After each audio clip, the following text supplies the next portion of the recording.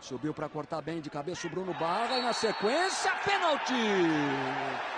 Thiago Duarte Peixoto marcou penalidade máxima em cima do Ederson.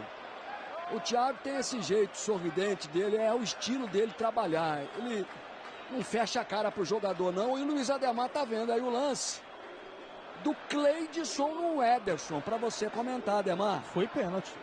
O Cleidson foi inocente, ele atropelou o Ederson. O que você pode falar com um cara que atropela o outro dentro da área? Não dá nem pra... Partiu Fumagalli, pé direito, bateu! Gol!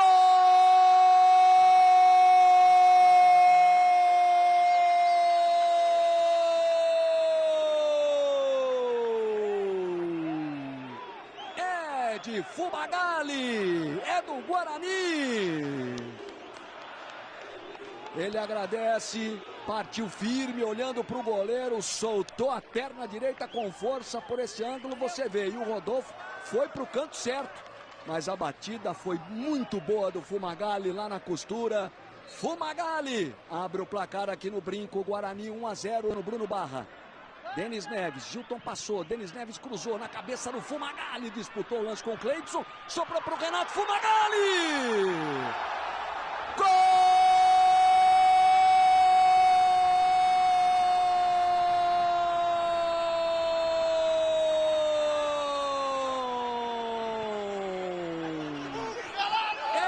De Fumagalli, é do Guarani.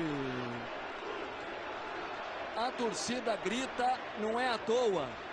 Ele briga pela bola aos 40 do segundo tempo, com quase 40 de idade. Mete a cabeça, disputa o lance, o Renato vai, não tem bola perdida, cruza, o Cleidson fura e o Fumagalli de centroavante, né?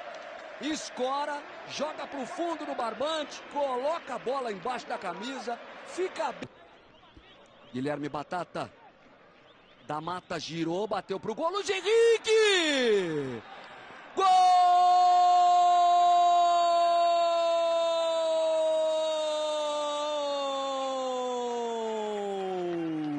É de da Mata, é do Oeste! Arriscou e o Luiz Henrique é vida de goleiro, meu amigo. No lance anterior ele fez uma defesa maravilhosa no chute do Bruno Barra. Agora falhou feio. Da Mata diminui, camisa número 15, desconta pro Oeste. 2